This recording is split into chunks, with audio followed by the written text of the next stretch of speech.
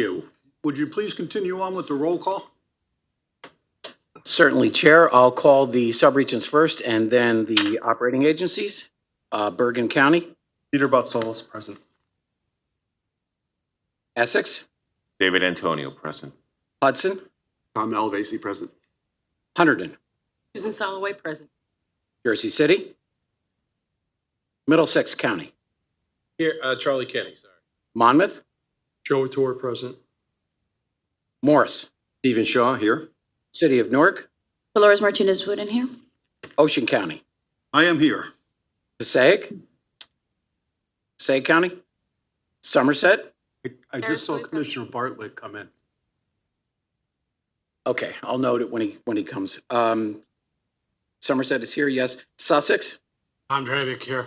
Union County, Warren County, Jason Zarnowski, here. Governor's Office, Dorian Smith, here. NJDOT, Eric Powers, here. NJ Transit, Lou Milan here. Port Authority, Jay Sheffield, here. and Citizens Representative. Okay, we have a quorum, Chairman. Thank you very much. And now we're going to please everyone stand up and we'll salute our flag. Pledge allegiance To the flag of the United States of America and to the republic for which it stands, one nation, under God, indivisible, with liberty and justice for all.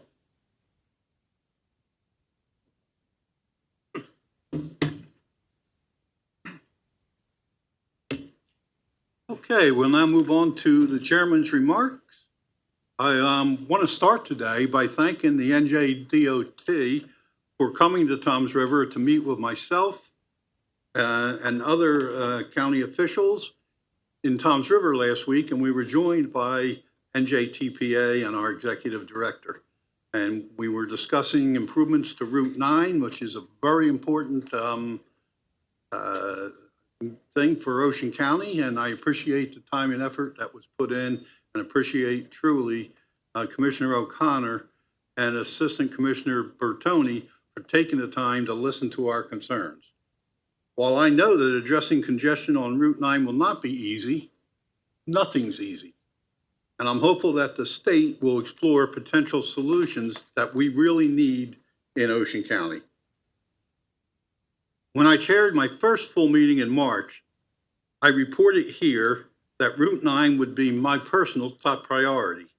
And I appreciate that NJTPA helping coordinate this meeting with NJDOT. The gridlock along this critical corridor, especially between Toms River and Lakewood, is not just an inconvenience. It is a safety concern that must be addressed. Aside from the Garden State Parkway, Route 9 is the only north-south artery that runs the entire length of Ocean County, and it serves as an emergency evacuation route also. We've been doing what we can to improve the adjacent county roads, but we need the state's help to address Route 9.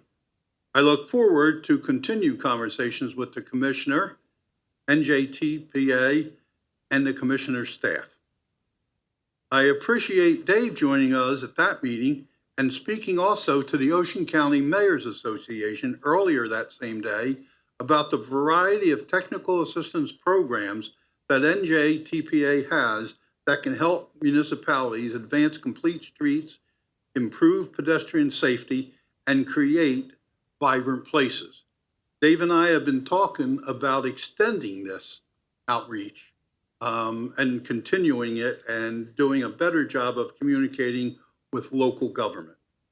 I want to take a moment to welcome Professor June Williamson, Director of Programs in Graduate Architecture at the Bernard and Ann Spitzer School of Architecture at the City College of New York. Professor Williamson is our first in a series of speakers we'll be hearing from over the next year related to our long-range transportation plan update. And I look forward to her presentation on building better places. Turning to the agenda, I wanted to note the high number of action items we will be voting on today. With the exception of awarding Safe Routes to School funding, will take action on amending the Transportation Improvement Program, we know that as TIP, to add federal funds to a variety of programs and projects sponsored by NJDOT or New Jersey Transit. These actions are significant.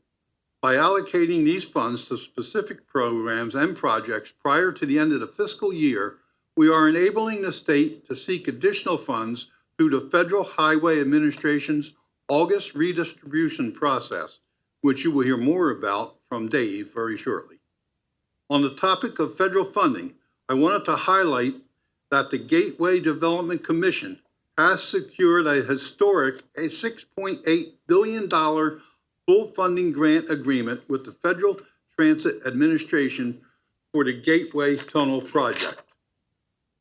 This agreement, finalized last month, is the largest federal transit grant in history. In total, the federal government is providing $12 billion toward this critical project.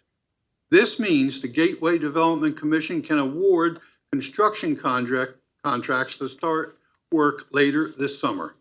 The new tunnels, once completed, will allow for the rehabilitation of the existing Hudson River rail tunnels, which have been deteriorating since Superstorm Sandy. Once the project is fully completed, it will add needed capacity along the Northeast Corridor. This is great news for our region. Before I wrap up, I also wanted to share that Harvey Cedars, located in Ocean County, hosted the kickoff for the Summer Street Smart New Jersey pedestrian safety campaigns along Long Beach Island. This location is significant because Harvey Cedars has been working with the county to make safety improvements along Long Beach Boulevard, which lacked sidewalks. These infrastructure improvements, combined with the public education campaign, will help make our streets safer, particularly during the busy summer months when thousands of people head for our beaches every day. The NJTPA is always looking for communities to get involved in Street Smart to help promote pedestrian safety. Visit bstreetsmartnj.org to learn more about this program. And thank you. That concludes my report. Now we'll move on to the Executive Director's report. Excuse me, Follow this or that? excuse me for the intrusion, Dave and Chairman. We do need to get a move in a second on the minutes from the May board meeting. Just so before we move forward, if we could get a move in a second. Thank you. Do we have a motion to approve the minutes? Warren moves. Second, Middlesex. All in favor? Aye. Any opposed? Okay. Now, Dave wants to hold his report until we do the NJDOT remarks. I have two different agendas here. And it's hard for me to... We're going to do that. I'm just saying the reason I went to the other, I was following this. It's fine. So, NJDOT, any remarks this morning? Yes, first I'd like to thank all of you for the actions you mentioned that are going to be coming up. Last year at this time, it was a similar situation. There was a lot of August redistribution partnership with MPO, the members, transit. We were able to really deliver something quite astounding. And this year we find ourselves in the same shape. These actions are not academic, so to speak. They result in real things. I noticed on my phone coming here on the train, there was a press release with our commissioner and the Murphy administration talking about state fiscal year 2024, which ended on June 30th. And last year, for the state fiscal year, the department delivered the largest capital program ever. It awarded 115 construction contracts totaling $1.245 billion. So these actions aren't just actions. You know, these actions actually result in work going out there on the street, and it's really appreciated. And thank you for your time and consideration. That's it. Thank you. And we'll move on to NJ Transit. Any remarks? Well, I'm going to yell at my boss for not preparing me for this. But what I can do is I can give you a quick ridership update on transit riders. Very exciting. We've lost quite a bit of ridership since the COVID started up. But we've had a fair recovery, better than most transit agencies. Where we stand right now is on the rail system, basically about 2 out of 3 former riders, which is really good compared to some other transit. Bus system is doing fairly well also. We're about 9 out of 10 as of, say, last month. Light rail, last I saw, and this might have been a little jump in ridership because the weather got nice, but we have actually exceeded pre-pandemic ridership. The problem is we're such a large transit agency, so that increment of lost riders revenue, that's been an impact for us throughout the industry. And I hope you found that report exciting. So that's the best I could come up with in short. Let me tell you, you don't have to holler at your boss. You did a great job. I yell at him anyway. No, you will. Yell softly so you get paid next week, too. Okay, we'll move on to the Port Authority. Any remarks on the Port Authority? No comments, thank you. And you are my favorite speaker so far. Which I knew. And now I'll see if Dave will talk. Will you give the executive? I will. I wish it was going to be that brief, but here we go. Good morning. As you heard from the chair, we have a very full agenda today, and several of our actions will enable the state to seek additional funds through the federal August redistribution process. This is a process that allows states to use federal funds that other states have essentially left on the table at the end of the federal fiscal year, that's September 30th. And these funds can then be applied to projects that have undergone the required design, engineering, and other preparation needed to gain federal authorization, as Eric was talking about. And again, this is the second year in a row that New Jersey's in a position to gain these funds. And it's really, in our region, been made possible through the hard work and coordination of our staff with NJDOT and NJ Transit. I thank Eric and Lou and Lou's boss and their staffs, as well as the staff here at the NJTPA for getting this done. And we're going to get expedited approval on these actions and get things moving so that New Jersey can take advantage of this for the second year in a row. The other action on today's agenda is approval of Safe Routes to School awards. And that also involves close coordination with NJDOT and NJTPA and the staffs of the other 2 metropolitan planning organizations in the state. And thanks to everyone who worked on that for their hard work as well. So federal fiscal year isn't done yet, but the state fiscal year ended on June 30th. And some of our year-long planning efforts have wrapped up with that end of the fiscal year. One is the latest developments for Prime, our online library of study findings from the NJTPA, our subregions and partner agencies.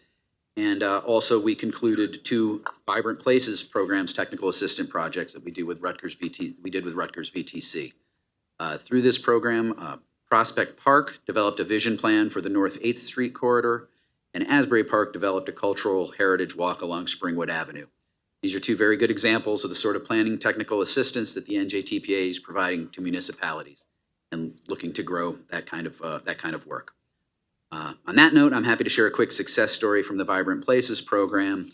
Perth Amboy participated in this program in 2022, conducting outreach to create a vision for a pocket park on a parcel of vacant land in their business district. And now, thanks to the planning work, laying the foundation, and now a grant from the State Department of Community Affairs Neighborhood Preservation Program, the city was able to buy the property and recently broke ground for the park at a ceremony that Commissioner Kenny from Middlesex County attended. And there again is another great example of how these small technical assistance projects can have very significant and tangible results in the community. Also, with the end of the fiscal year, 5 studies from our subregional studies program have been completed. Somerset County's master plan circulation element, Jersey City's traffic calming toolkit, Monmouth County's identification of barriers to mobility, the Newark bike plan, and Passaic County's strategic infrastructure investment study. Final reports for these studies will be posted on our website soon. In the last fiscal year, we also began working on our long-range transportation plan update, which the board will be adopting in September of 2025. The theme for this upcoming update to the long-range plan is going to be called Connecting Communities. And in the coming months, we will have consultant teams on board to help guide our outreach efforts and to help develop the plan's financial element. Over the next year, there's going to be opportunities for board members and subregional staff to get directly involved and shape this plan, including outreach meetings and events held around the region. We're planning a visioning session for board members in the early fall, where the board will be able to give direction on key policies and directions in the plan. I hope that everyone can find a way to participate in developing the plan. As you know, this is a federally required plan. It must be updated every 4 years in order for our region to continue to remain eligible for federal surface transportation funding. In addition to those efforts, works continues on several planning efforts. Our core planning work, such as travel demand modeling and data analysis. We're also updating our capital investment strategy to better assess and guide future investments in line with our long-range vision and goals. And we're also updating our congestion management process, also a federal requirement. And that takes a detailed look at travel needs and possible solutions around the region. I'd just like to note there have been a number of public meetings for NJTPA funded efforts that are being led by our subregions recently. One example is Passaic County's meeting on proposed safety improvements on Allwood Road in Clifton, which is funded through our local safety program, which Commissioner Bartlett participated in late last month. These and a variety of other planning activities are referenced in the central staff highlights provided to the board members on last Wednesday via email. A few things to note. In May, for the first time, we had a booth at the New Jersey Conference of Mayors, again, promoting those municipally focused programs. Our Morris Canal Working Group held its spring virtual meeting in May, and we heard a lot about some very encouraging progress being made at different segments to build out this regional greenway. Our Young Adult Advisory Group up next North Jersey met to discuss transportation and housing needs, and that will certainly be considered as input to our long-range plan. Some Up Next members also joined staff from NJTPA and Voorhees Transportation Center in Prospect Park for a pop-up parklet demonstration in May. That was in connection to the Vibrant Places initiative I mentioned earlier. Should also note, we recently updated our In Transition magazine website with a series of articles about electric bicycles and the opportunities and challenges they present for communities. You can read that at intransitionmag.org, and there is a link to that in the newsletter that you received last week. Finally, I did want to note that at our next board meeting in September, we will be asking the board to modify our work program for the current fiscal year that just began on July 1st. That action is going to allow us to program some unexpended funds that would otherwise have been returned to the federal government. And we've been coordinating with NJDOT and FHWA to get approval to use these funds for a variety of initiatives, including accelerating a website upgrade that we had planned for the next fiscal year, 2026. And we'll also be using some of this funding to work with NJIT and support ongoing planning that's going on around the new train station and park and ride in Newark State and neighborhood that the Port Authority is involved with. That's near Newark Liberty International Airport. And there'll be a lot of additional information on that and the rest of the actions that we'll be requesting at our next round of meetings. And with that, I'll conclude my report. Thank you very much. Thank you. Now we're going to move on to a very exciting presentation from Professor June Williamson that I mentioned earlier about building better places, urban design strategy for a connected region. Professor Williamson is an internationally recognized expert on retrofitting suburban areas for redevelopment. She is co-author of the award-winning book, Case Studies in Retrofitting Suburbia, as well as numerous other publications. For more than 3 decades, she has practiced and taught architecture and urban design across the United States. Ms. Williamson received a bachelor's degree with distinction in architecture from Yale College and earned graduate degrees from MIT and the City College of New York. Professor, there you are.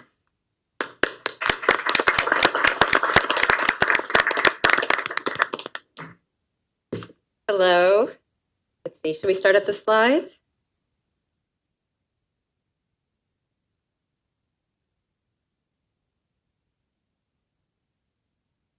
Got that up? We're working on it. Okay. So, hello, everyone. Thank you for having me. I'm an architect and an urban designer, as was said, professor at the City College of New York.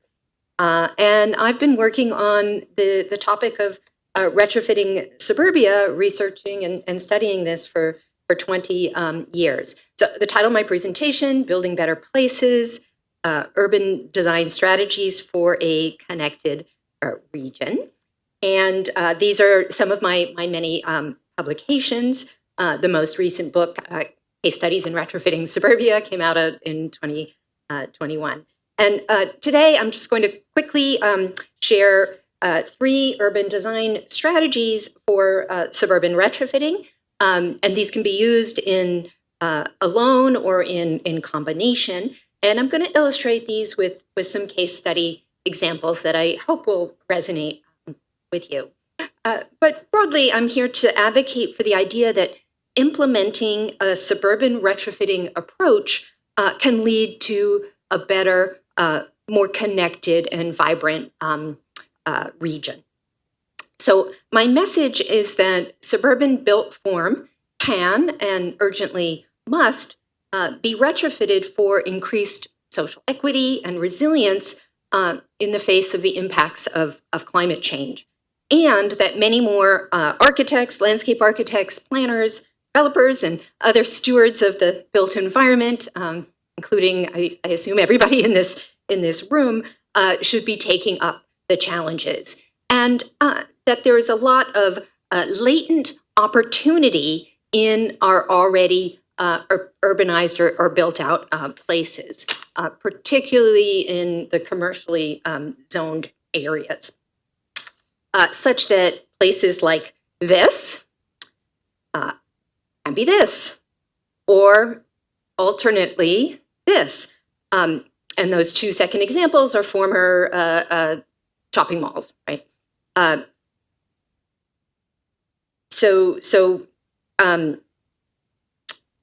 We need both regreening and smart, compact redevelopment, retrofitting initiatives in these heavily suburbanized, auto-dependent landscapes of the past century, as well as what I call reinhabitation or adaptive reuse of existing buildings where appropriate. And the larger goal is to promote progress towards what my research colleague Ellen Dunham-Jones and myself, what we call incremental metropolitanism.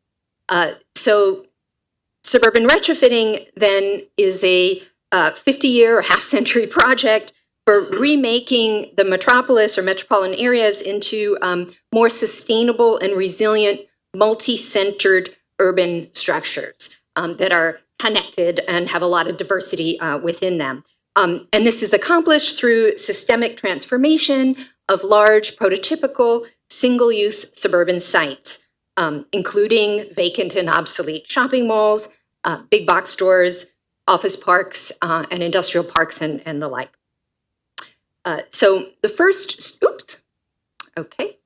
strategy, redevelopment, which is urbanization of select nodes, certainly not everywhere, of select nodes by increasing density, walkability, transit readiness, and the use mix. And here on the right, you see an example of one of the first retrofitted shopping malls, Meisner Park in Boca Raton, Florida. And the retrofit has now lasted by many years, the original shopping mall, which lasted less than 20 years. So this often involves some significant demolition, depaving, as you see here. This is the site of a former shopping mall in Wayzata, Minnesota. And here are these diagrams before and after of this site that changed from standalone boxes on a field of asphalt built over filled wetlands to a new configuration of perimeter block buildings with green roofs and a great lawn for gathering. All the parking is below grade in this case, and there's a significant portion of supportive housing for older adults in this retrofit, people downsizing and wanting to to move into a sort of Main Street adjacent location. And here are some more images of that, more details of the qualitative transformation of this site. The residents who live there now, many are in supportive housing, but they can dramatically reduce their driving and still have a lot of interconnectedness and things to do.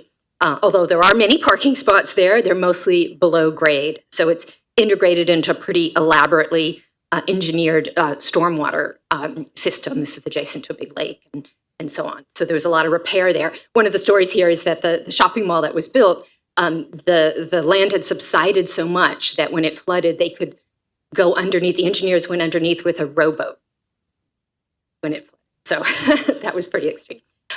Okay. And in Virginia, a former Safeway big box store was demolished for this 5-story Arlington Mill Community Center. So this has a full array of programming for older adults and teens. The gym there is for both basketball and pickleball. So the neighborhood's quite diverse here, as are many suburban areas, as I'm sure you're familiar here in New Jersey. So in this particular area, the residents are 2/3 non-white, 40% foreign-born. The rear part of the site contains a 122-unit affordable housing building. So again, this is a lot that formerly just had a single grocery store, a parking lot. Got 12 barrier-free units. And on the lower right, you can see that this site is a node in a corridor. So there's a corridor rezoning for this arterial area. And so this is one of the identified nodes that should have more density and could have a transit stop and so on to kind of recalibrate this entire formerly completely auto-oriented area. Then this is an example, a little smaller scale. So the lot, it was formerly just a single car repair shop, so a kind of small brownfield. And you see it redeveloped into a cottage court development with 15 units. And the diagrams on the top were produced by the architects to show how this idea of density really is related to form. So the diagram in the middle is what people might be afraid of when they hear density, 15 units going on that lot. It's going to be this apartment building out of scale. It doesn't fit in. What was built on the right, you see, is that same density, 15 units, but configured as a cottage court. So if you're walking or driving along the main street, the two front units look like detached houses. They're in character with everything else along the street. If you can see that. Here, 1, 2, 3, 4, and then you turn the corner and the extra density is behind, right? And everybody has a front door. There's a shared garden, which also manages stormwater, and so on. So all density is not the same. The architect, the design matters. Let's see. And this is an example of the so-called missing middle housing types. I hope you've heard that term. And when we think about density, maybe we want to promote gentle density in a lot of these suburban settings. So there's a whole host of choices in between kind of the mid-rise apartment block and a detached house, right? So duplexes, triplexes, cottage courts, live work, and so on. All right, what am I doing for time? The second strategy I want to talk about is reinhabitation. So this really encompasses various forms of adaptive reuse of existing, vacant or underperforming, aging buildings and landscapes.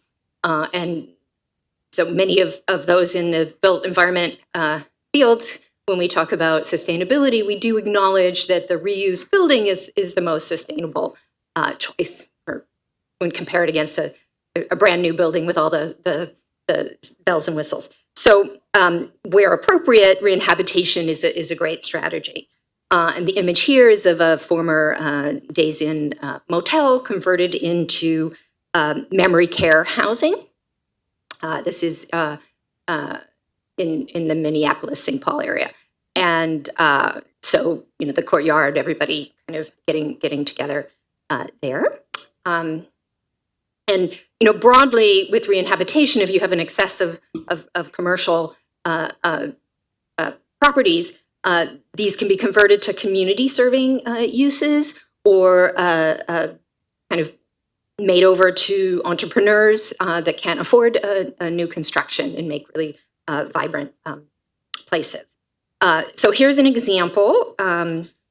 This is a former office building converted to a co-housing complex. This is outside Washington, D.C. in Silver Spring, Maryland. And you can see the former car parking court is now this lushly landscaped space. It also has geothermal wells and a green roof and so on. So that's a kind of smallish example of converting an old office building to housing. This is an example of a shopping mall in Austin, Texas, that's been converted to a community college campus. So it's a satellite campus for Austin Community College. In the diagram on the right, you can see the aqua, the blue, are all of the buildings that are being taken over by the college, and they're doing it in a phased approach, adding more and more spaces, using the anchor stores for the libraries, and then the little inline stores for all the different departments. It's very cool. And then they've partnered with developers, so the parking lots, there's a huge parking structure, which you see on the lower right, and then putting in apartments and office building uses all around it. And part of what is triggering all of this is the Austin Light Rail. So you can see the image of that, and the station is up on the upper right. And then, there's just some more before and after images of this. So it's the same building, but it's been given a kind of facelift and so on. And then this is a smallish example of a strip mall in Lake Oswego, Oregon, outside Portland. And the new owners wanted to convert it into more of a third place. So rather than the strip mall with the grocery store where it's all about driving in and out as quickly as possible, they redesigned this as a place where people might be encouraged to hang out, have a cup of coffee, socialize, maybe walk there. So this was also paired with a redesign of the whole main arterial road through this suburban community, adding crosswalks and sidewalks and stormwater management, plantings, and so on. So this is of a piece of the private and the public sector kind of working hand in hand. But part of what they did here was to take out 2 stores. So it's the same L-shaped building. They subtracted 2 stores and made those covered breezeways. So that's where the seating is. And it also opened up access for a little bit more parking in the back. So it's really very clever redesign as a third place. And I just wanted to also share, there's a question, could this work at scale? So we talk about the big regional shopping malls, and a lot of those are showcased in our books and so on. But there are thousands and thousands of strip malls in every community in Northern America. The MAPC in Boston, the Boston Metro Area Planning Council, actually inspired by a talk I gave them, did this study where they mapped every strip mall in their region. So this is an interactive GIS map. And they concluded that if just 10% of these were redeveloped into mixed-use projects, 124,000 homes could be created, increasing building values, as you see there, and basically meeting the entire new housing demand projected need in the region, just on these strip mall properties alone. Now, of course, there's all sorts of issues: who owns them, rezoning, local control of land use in these communities in Massachusetts. But that's a pretty significant finding, I think. And there's a link there if you want to look at the interactive map. They also assess them, so you can see there of which ones had the most were most favorable because of location, being near transit, and so on for retrofit. And then the third strategy is re-inhabitation. Oh, sorry, regreening. See my own slides here.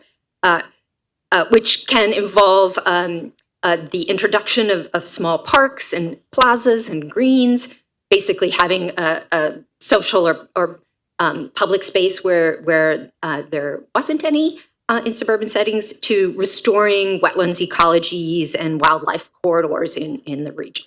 And these strategies, I just want to say here, can be used in combination, right? The retrofitting redevelopment can also have a regreening piece. This example is of a strip mall that, again, in the Minneapolis region, had been built over a filled wetland. And you can see on the upper image, the parking lot had always had flooding and leakage issues. Here, the wetland was reconstructed with new affordable housing built around it with lakefront access. So doing this kind of regional ecological benefit and also adding new subsidized housing. And beautiful, too. This is in Connecticut. So Meriden Green, this was an urban renewal era shopping mall that had been built over a filled creek. So the creek had been channeled into a concrete culvert and had flooded frequently, causing many millions of dollars of damage over time. So here, and this took time, and it had federal, state, local, all kinds of funding. But the culvert was demolished, you see on the right, and the creek daylit, and the entire site was regraded, made lower elevation, so that it's all a huge stormwater basin in the event of a flooding event. And so the bridge, you can see, is at what would be above flood elevation and would connect the two sides of the community in the event of a flood. There's also a completely rebuilt transit station here that's Amtrak plus Connecticut Rail to kind of remake this community into a bedroom community for people to get quicker access to jobs in the other centers in Connecticut, of which Meriden no longer is one. Let's see, and then this is an example in Illinois, Uptown Circle. So the idea here is this just mishmash of a intersection, which also has a trail, and that's where this transit stop is, has been redesigned into a roundabout that also actually has a whole underground stormwater function. So underneath, that's also a gathering place. It's a beautiful space with fountains and so on. So it just organizes the trail, the train, the pedestrian activity, and so on. So you can see, yeah, that's the trail, the like bike and walking trail. And it's a beautiful space. So it's anchored then redevelopment all around it, as you can see on the diagram of the right, new buildings all kind of around it. And then just expanding more on roundabouts and their potential. Some of you perhaps might be familiar with the roundabout frenzy of construction in Carmel, Indiana. So they've built over the past, 20 years or so, over 130 converted intersections into roundabouts. So that's my little map on the lower left of all of the locations of these. And you can see some of the statistics there, the decrease in fatalities and injuries, more and more people walking and biking, time saved of getting through in the kind of non-peak hours, reducing idling and so on. So, and then some of the concerns, of course, about roundabouts are safety for emergency vehicles and freight. And I just wanted to highlight this guidebook that I collaborated on with a colleague at City College, Dr. Allison Conway, professor of civil engineering, for considering freight in complete streets design, so funded by NYSERDA. And so I worked on the diagrams.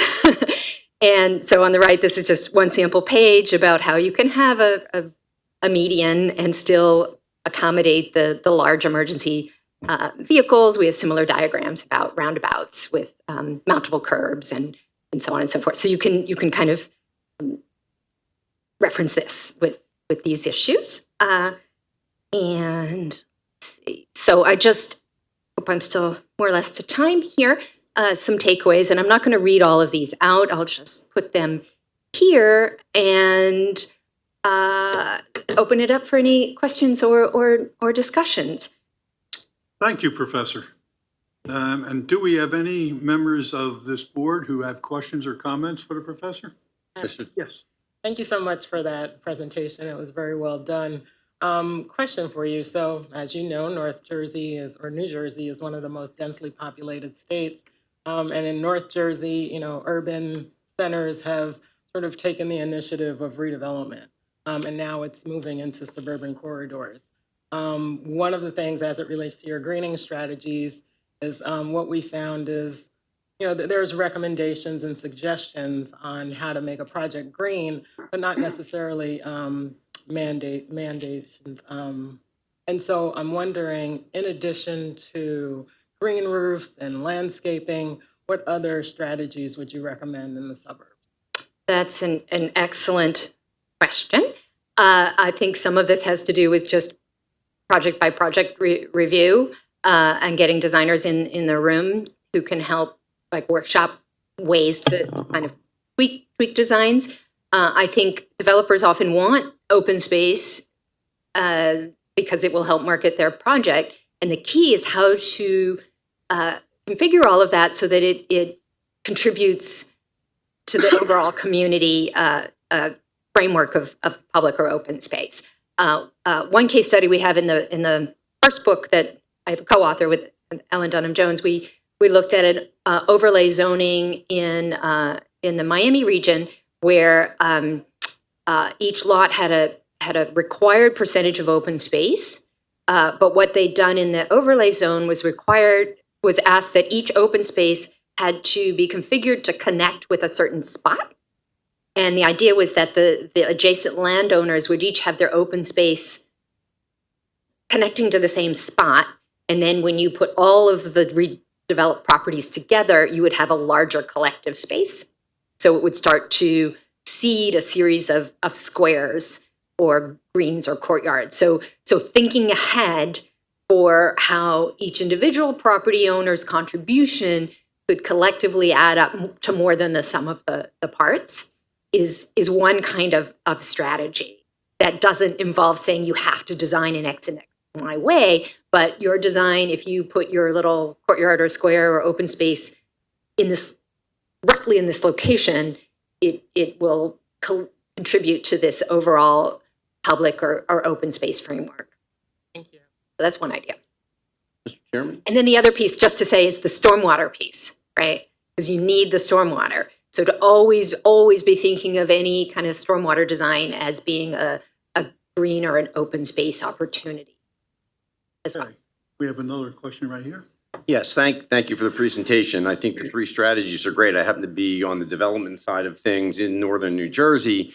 So I'm sure you're aware, New Jersey's got probably the most complex multi-jurisdictional land use process to go through, and then overridden by, home rule that we've got to deal with. So I didn't see any of the projects highlighted from New Jersey. Okay, so there is one New Jersey project in the new book, Bellworks. Yeah, well, Bellworks I'm actually very familiar with, yeah. You can pass this around. So that was one specific question. Do you find that these projects generally require, government subsidies of some sort? Not necessarily government, but subsidy or incentive in some way. Right, and right. This is one of the differences between kind of greenfield redevelopment that business as usual in the past has involved fewer of these types of barriers, the kind of first cost planning, whereas retrofitting requires more pre-development kind of efforts. But I think the dividends, especially with respect to some of the climate, time spent on transportation, all of the kind of infrastructure investment that's required from the public side in order to fuel, in the past, the kind of suburbanization sprawl that resulted, I think can be rethought, right? With arguments about how much tax revenue could eventually be reaped by selective added density, the resiliency on an economic point of view of having mixed-use developments, or promoting building types that can be suitable for housing or office use or retail use, or even rethinking new parking strategies so that we decouple parking from each housing unit, for example, so that people will only pay for that if they think they need it. So you create a separate parking market, and then any parking you do design is a future retrofit opportunity, whether it's a surface lot or a parking structure. It's designed in such a way, and we're starting to see more and more of this with the floor-to-floor heights and flat plates rather than sloped plates, so that it can be re-inhabited for office or housing or other use in the future. And Does then that all just make sense? a follow-up, did you look at any of these projects incorporate any kind of warehousing in the redevelopment scheme? Because we're finding a need for that, especially in this metropolitan area. Yeah, and those aren't things we necessarily highlighted in our publications, but if you just track some of the outcomes of shopping mall sites or big box sites, especially the ones that aren't well located for transit or mixed use, then the outcome of a lot of those is warehousing, definitely. Thank you. So it's about a repositioning of these properties and making smart choices about what their future prospects might be. Thank you. Chairman? Oh, that's you. Hey, Thank you. Bill, you're always be Uh, chairman. Professor, thanks very much for your time and your insight. I want to push a little harder on the economics of it question that Commissioner Shaw just started talking about. In my county, and I suspect in a lot of our counties, there are loads of malls, strip malls, office buildings that are obviously dying, but still generating just enough revenue for the owner that they can cover their property taxes and their cost of maintenance. But it's absolutely a suboptimal use of that space. What can we do from the government side to tip those folks across that line of saying, you know what, maybe I'm going to put in the time, effort, and energy to redevelop this in some of the ways you talked about, as opposed to, you know what, I've still got a grocery store, the rest is empty, but whatever, which is unfortunately a lot of what we see in my part of the state. Yeah, I'm very familiar with that frustration with the timelines that the planners would say this would be perfect for X or Y or Z, and it's privately owned, and the owners are bringing it in as exactly what you say. They bring in enough revenue to pay their taxes. They made their big profits on it, sort of way back when. I think broadly, one response to that is to say be patient. Put some of the rezoning in place or and so on. So when and if there's a change in ownership, maybe it's generational or something else, you're ready, right? And then just keep an eye on all of those properties to find the ones that are readier than others, and be prepared to act then. I think that's the broader sense. It may be some of those are future opportunities for regreening. So it could be to say, you don't need all that parking. You're not even using it. Can we help you depave part of your site? Are you willing to allow it to be used as a recreation space or a meadow? Right? Anything than crumbling asphalt that isn't being used, and that might seed the ground, so to speak, and it certainly would offset some of the negative impacts of those deteriorating properties on neighboring uses. So those are some of the ideas. I think they're lower cost. Okay, thank you. We have a question over here. Thank you, Professor. That was a very good presentation, very applicable to many parts of New Jersey. The Commissioner had mentioned. Sort of a specific question. When you add additional housing, the redevelopment efforts, especially maybe that middle housing, and it generates additional school-age children. Have you looked at, or what is the impact to school districts? Are they usually able to handle the additional increase in school-age children and the impacts to the school tax and the like? So that issue does come up frequently. I think on a macro basis, the demographic trends are in suburbs are towards fewer children, right, and more 1 and 2 person households and older adults. And one of the urgent challenges that we highlight in the new book, there are 6, is actually supporting an aging population. I think that is, but I understand that issue is what is often of the concern. And there's a, related to that is that the presumption of multi-unit housing or apartment housing is somehow going to bring families that are from a different income level than those who are already there, right?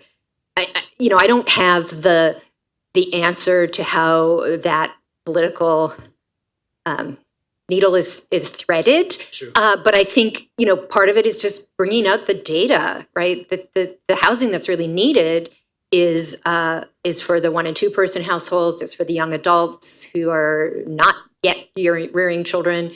It's for the many decades that people live after they've reared their children.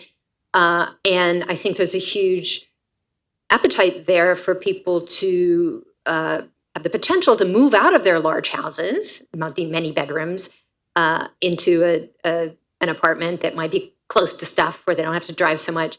And that would free up the family-oriented type houses for other families for families, people who are in the child rearing phase of their long lives to move in, and there should already be seats in schools for those kids. So I think the demographics suggest that's not really the issue, right, on a macro level. But I understand with the fractured governance that the kids that exist are either going to be in that school district or the other school district, right? So you're kind of playing a little bit of what do you call it, musical chairs. So That's good. Thank you. Thank you, Professor. Yes. But I would also say that you absolutely can raise children raise children in apartments. It can be great. And we have another question right over here. Yeah. Thank you for that wonderful presentation, Professor. And I just have a follow-up to Commissioner Shaw and Commissioner Bartlett's points for those incentives that you recommend, like Bellworks and other things, and some of the points that you brought up in the presentation.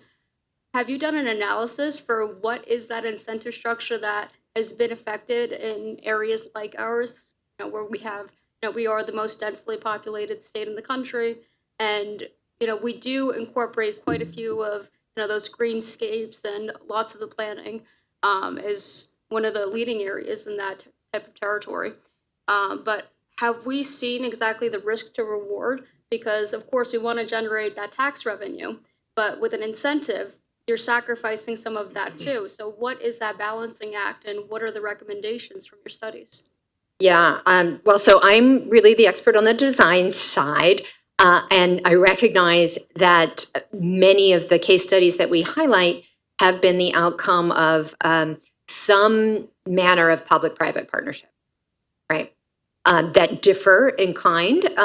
It often depends on the scale of the project, the local regulatory environment, whether it's a kind of high demand growing area. So we have a lot of examples from Austin, Texas, which is just growing so fast that there's a lot of momentum,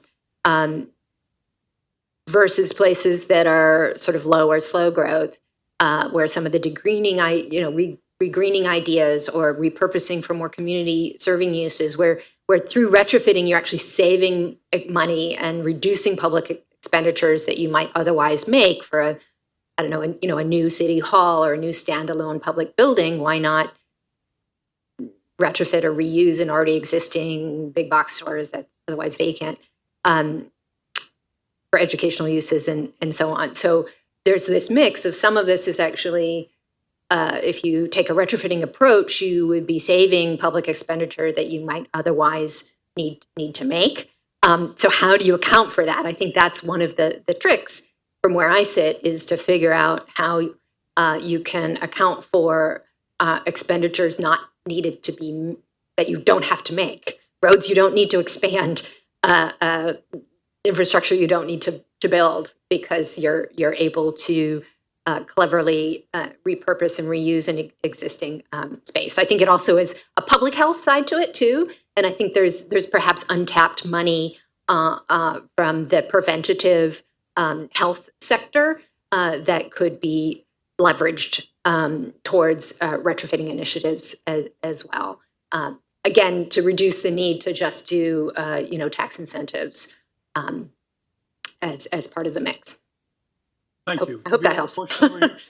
No? And I think in New Jersey, you have a lot of, major public health players, right? That should and can be involved. Okay, I have a question over here. Okay, you had mentioned briefly corridor rezoning.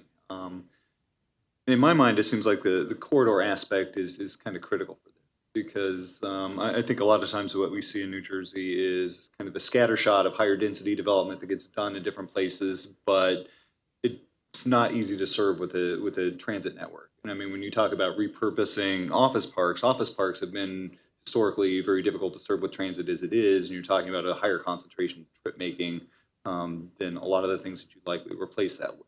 So I was wondering if you could just talk a little bit more about the transit network and corridor aspect. Yeah, I think I did tag in the book that's going around the case study of the Boulevard in Lancaster, California, which is a state road, and they were able to boulevard it for a series of blocks through the center of the town, and do really inventive things in that sort of right away of the road. But I think being able to look at these corridors as linear kind of retrofit opportunities is somewhat crucial. And a body like this, I think, perhaps has some potential to help seed that sort of thinking through studies or convenings or competitions or however else, bringing in consultants to do visualizations of what might be possible. The example that I showed in Arlington, they started out with one segment, and then they did a second segment and a third segment, and it's working out. Seems to be working out pretty well. One piece that hasn't happened there yet, to my understanding, was to put in a light rail, and then they reverted to, well, maybe it'll be a rapid bus. That hasn't happened yet, to my understanding. But just changing the character of the street, slowing down driving, reducing accidents, this is all pretty significant too, with these redesigns. But I think that is a big challenge for New Jersey and a huge opportunity to think regionally, to get neighboring municipalities together, to envision where the best location for future nodes would be. And then once you have the nodes, and the other thing about the office parks, I should say, when there's an example in the book, Peachtree Corners in Georgia, where the office park itself is becoming a test case for automated minibuses, and also they put in bike trails through the whole campus, basically. So at least internal to the campus, they've are reversing the private auto use. So once you get there, you're more plugged in, and they're adding some housing and other things. So I think thinking about automated minivans or buses and the multimodal connections where then it plugs into the more established public transit system, I think is maybe key. Thank you. Anybody else? Okay, thank you very much. Let's give a hand to the professor.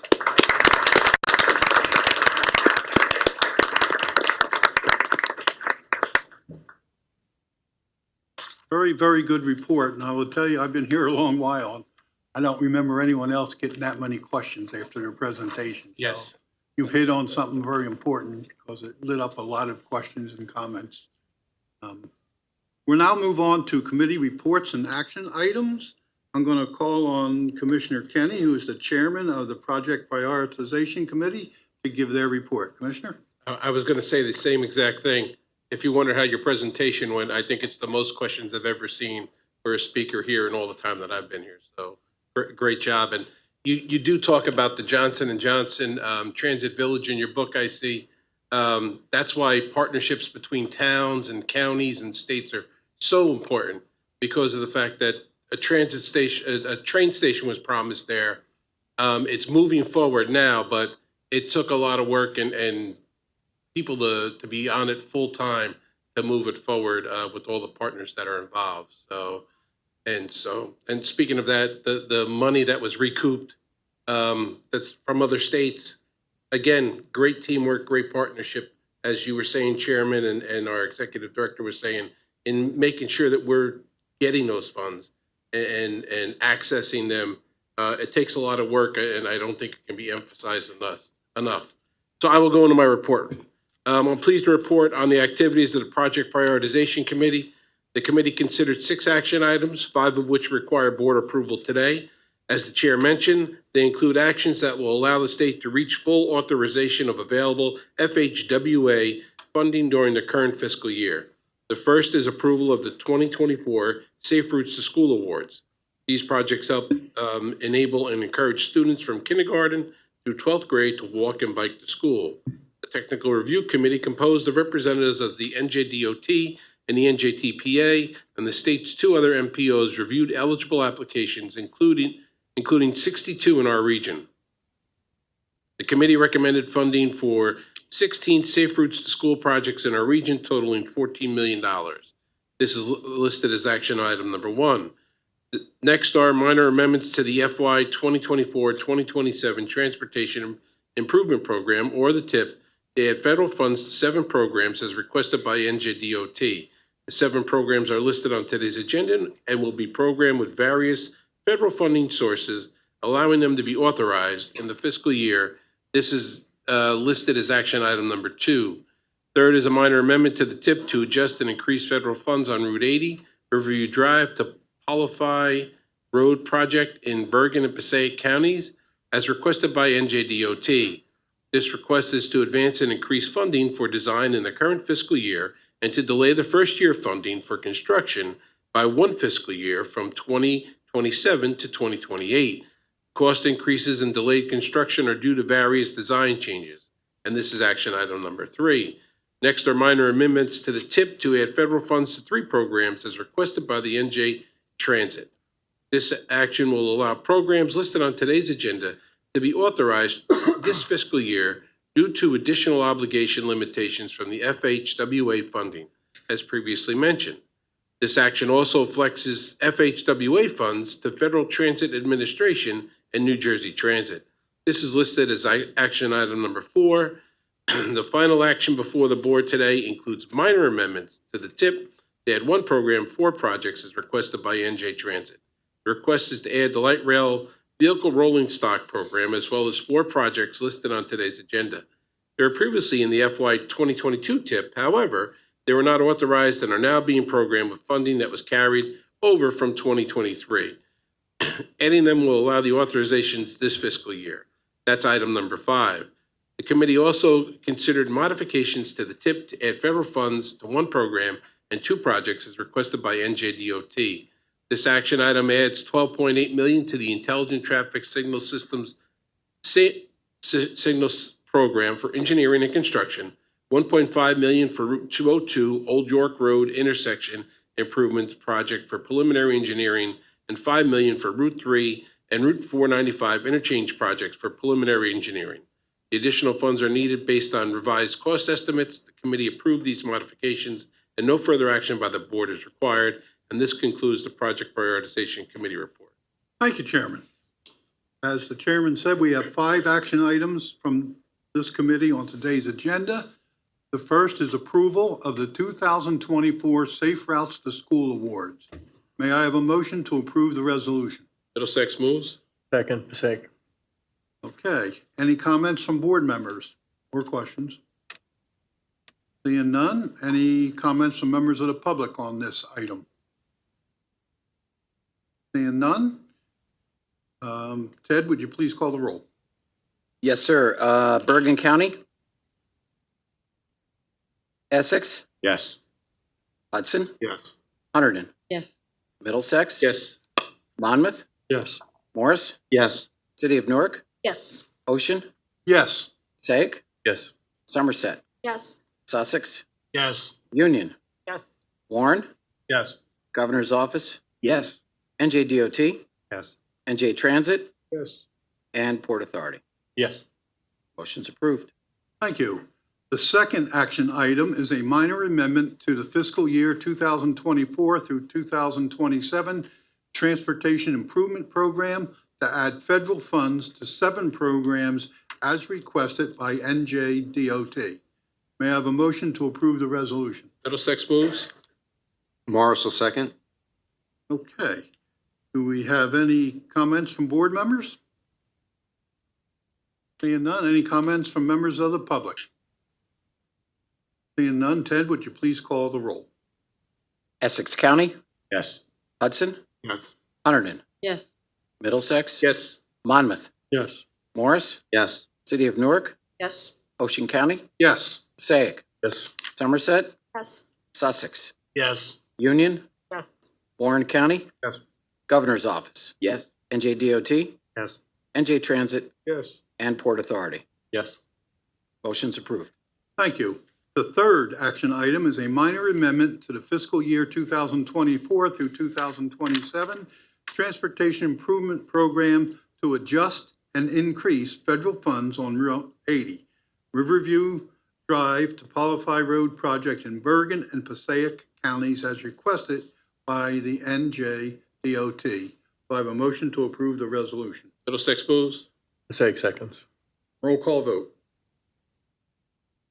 All right, this is PPC Action 3. Essex County? Yes. Hudson? Yes. Hunterdon? Yes. Middlesex? Yes. Monmouth? Yes. Morris? Yes. City of Newark? Yes. Ocean County? Yes. Passaic? Yes. Somerset? Yes. Sussex? Yes. Union? Yes. Warren? Yes. Governor's Office? Yes. NJDOT? Yes. NJ Transit? Yes. And Port Authority. Yes. Thank Motion's you. approved. Next are minor amendments to the fiscal year 2024 through 2027 Transportation Improvement Program to add federal funds to 3 programs as requested by New Jersey Transit. May I have a motion? Go ahead. Middlesex moves. Port Authority seconds. Okay, I have Middlesex moving and Port Authority second, is that correct? Yes. All right, roll call vote Well, on, any comments from board members? I forgot to do that. Any comments from board members? Any comments from members of the public?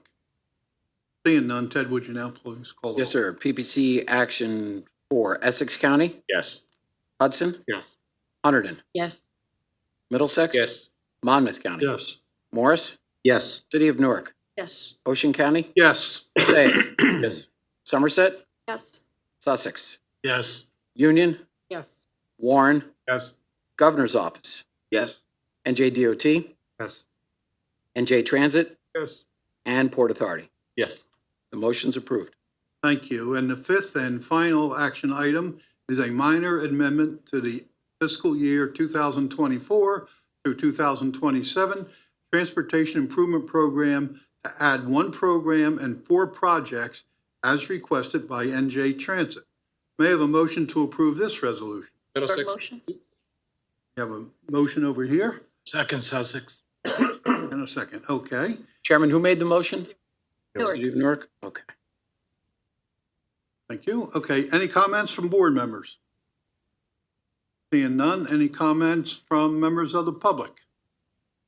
Seeing none. Ted, would you please call the roll? Essex County? Yes. Hudson? Yes. Hunterdon? Yes. Middlesex? Yes. Monmouth? Yes. Morris? Yes. City of Newark, Yes. Ocean County, Yes. Passaic, Yes. Somerset, Yes. Sussex, Yes. Union, Yes. Warren County. Yes. Governor's Office, Yes. NJDOT, Yes.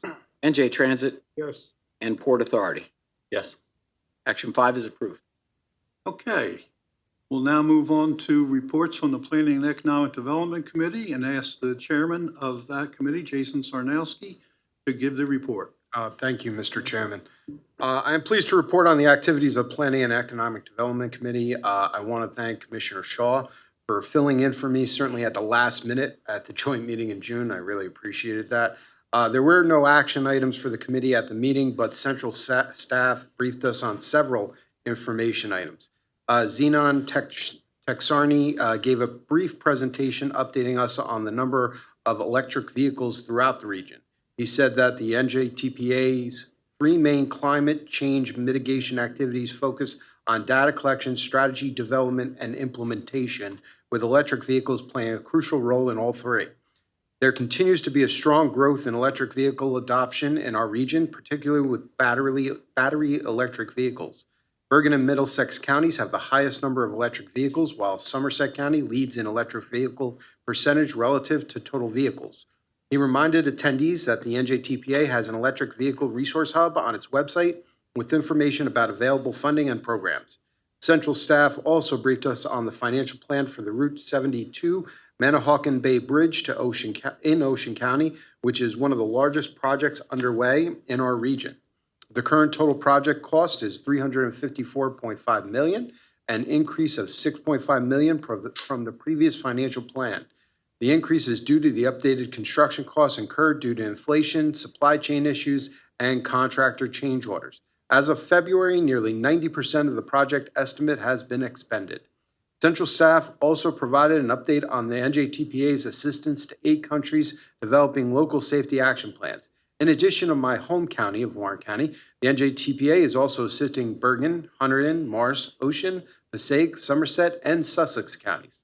The first round of local implementation committee meetings was completed by the end of May. The committees are composed of municipalities, various county departments, safety advocates, law enforcement, and the like, and are providing their expertise in developing the plans and will help implement future recommendations. Website for the plans will be developed this summer. At the joint meeting, Commissioner Shaw commented that he participated in the Morris County meeting and received positive feedback from those attending. A second round of local implementation committee meetings will be held this fall, along with public outreach. I encourage board members to attend and to lend support to these important efforts to enhance travel safety on our roads. This concludes my report. Thank you. Thank you, Chairman. Now I'll call on Commissioner Stephen Shaw, who serves as the chairman of the Freight Initiatives Committee, to give their report. Commissioner? Thank you, Mr. Chairman. I'm pleased to report on the activities of the June 17th Freight Initiatives Committee meeting. Central staff updated the committee on NJTPA's 2050 freight industry level forecast, which will be completed by June of 2025.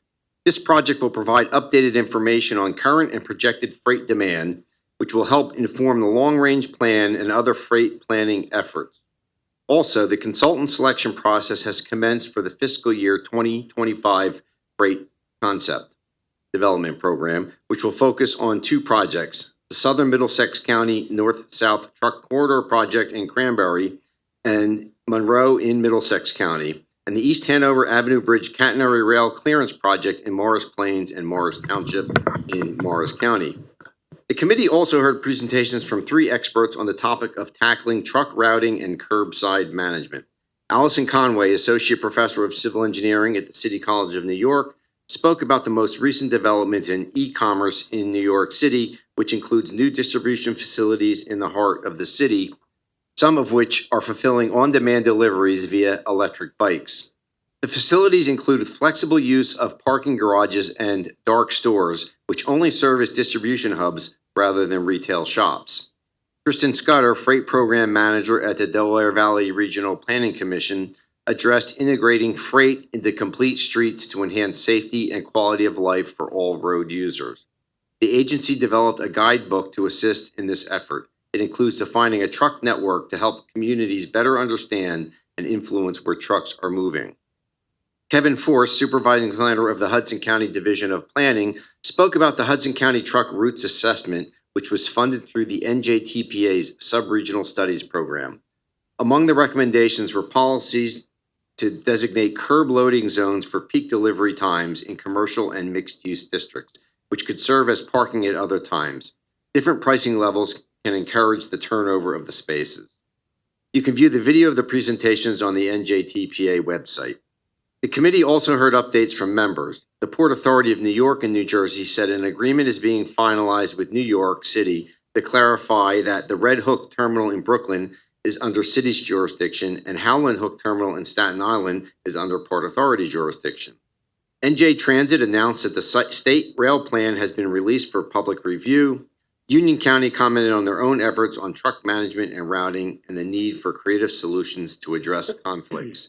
And Mr. Chairman, that concludes my report. Thank you, Chairman. We'll now turn to the public participation section of the meeting. As a reminder, we advise members of the public that we have a 3-minute time limit on comments. The light on the timer will go from green to yellow when there are 30 seconds remaining, and then red when 3 minutes are reached. We ask that you keep your comments within this allotted time. We will start with members of the public who are here in the room and have signed up to speak. Then we will call on those who signed up to participate remotely via Zoom. After that, we will call on anyone else who would like to make a comment. Ted, would you please call on the first speaker who signed up to speak today? Yes, Chairman Kelly, we have one person to speak in person, Neil Weissman. Neil, go ahead. You have 3 minutes. Good afternoon. Thank you for the opportunity to speak. Today, I propose the Bergen-Rockland Active Network as a response to the Palisade Shared Use Path Study, which seeks to identify a recreational alignment between the Governor Mario M. Cuomo and George Washington bridges. You have copies of extended remarks. There's also a version online, which I recommend that people access. I would just go right to that. Rather than a single alignment, 5 are considered. 2 are new protected paths. 3 would upgrade naturally occurring bikeways. New paths require funding. And years of service before they develop a following. Existing paths come with a constituency that grow as the paths are improved. Another rationale for multiple alignments is to reduce user conflict. Designing one facility to accommodate all possible users could make it unreasonably expensive and/or result in an unsatisfactory level of service. But not every bike route needs to meet the needs of every cyclist, which brings us to the alignments. Each targets a set of users based on comfort level. Some expand the categories biking the corridor, others improve the level of service to the existing users. Regarding comfort, each option recognizes the need to include rest stops at regular intervals. The first route calls for a protected path along the Palisade Interstate Parkway. Concerns include time and expense to construct, the disparity of users, and its isolation from population centers. The second route mirrors the first, but stays on Route 9W instead of the PIP. 9W is already the second most heavily bike corridor in the U.S., which by itself validates investment. Alignment 3 tacks west off the Mario Cuomo and south along 15 miles of the CSX right-of-way, bisecting towns. CSX leverages food vendors and public parks as rest stops and provides the area residents with immediate access. Alignment 4 tracks CSX but on public roads. It would serve as a bridge while CSX gets built.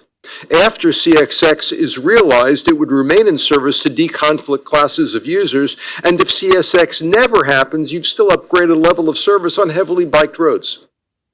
Alignment 5 leverages weekend service on the Ossining Ferry to include Haverstraw and Nyack Beach State Parks and south down the Old Erie Trail, Talman State Park, Lamont Observatory, State Line Lookout, and the Henry Hudson Drive. dirt roads, low-use shady roads, and historic views of the Hudson comprise the element of a world-class cycling facility. Thank you, and if you have any questions, I have just one question. Have you addressed the Palisades path study with the New York Metropolitan Transportation Council? Have you given them a statement too? I have given earlier drafts of this proposal Of this to thing, the okay. to the I was study. going to forward today's comments if you didn't already. No, and I was going to, because this thing focuses on the Bergen side, I'm going to focus this presentation to them as soon as we're done. Very good. NMTIC has not been in session since I started working on this, but, come the fall, I will. Okay, thank you. I'll just add that, of course, we're coordinating with them, that study, and our staffs are in. Okay. Thank you. Okay. Any others? Yes, Chairman Kelly, nobody else in person. We have one person who signed up in advance to speak remotely, Mr. Patrick DeRoma. Patrick, you have 3 minutes. Go ahead. Hi, can everyone hear me? We can hear you. Yes, we can. Perfect, thank you. So I just wanted to echo comments from earlier that the presentation on redevelopment away from car-dependent places and in favor of green spaces and more walkable environments was music to my ears. I loved every bit of that, so thank you very much for that. I am here today to ask for I guess a status update on what the situation is with the Bergen light rail extension. My understanding is that project has kind of been delayed for a long time, and that most of the people involved in it want it to happen, and I'm just unclear as to what the status is right now, and hoping that somebody here can provide some information on that. That's pretty much it. Thank you. Okay, thank you for the question. Who do you want? Yeah, unfortunately, I don't have the latest news. Just identify yourself, please. I'm Lou Milan with New Jersey Transit's Planning Department. I don't have an update. I know that the company is considering next steps and we're talking to FTA. I'm going to have to go and get information, and can I send it maybe to you, Dave, if I get an update? I'll do that. Sure. Okay, did you hear that answer? You must be gone. And if you could just make sure that we have your contact information. I have Patrick's contact information. I'll make sure we follow up from So we Transit. will follow up. Thank you, Ted. Okay, anything else? No further comments signed up in advance, Chairman. Okay, do we have anyone in the room who has any questions or comments? Okay. Thank you. Okay, the next meeting of the NJTPA Board will be held right here in Newark on September 9th at 10:30 a.m. Just one question, is that, I guess that's a week following Labor Day, right? Okay. Yeah. Because something different, okay. So may I have a motion to adjourn? So moved. Second. All in favor? Aye. Any opposed may stay here. Thanks, everybody. What are you doing? Oh, it's been a while. I know. Sure you want to- Oh, thank you. Anyway, I wouldn't get out. Oh, yeah, no problem. But I forgot about that, actually. Have a good day.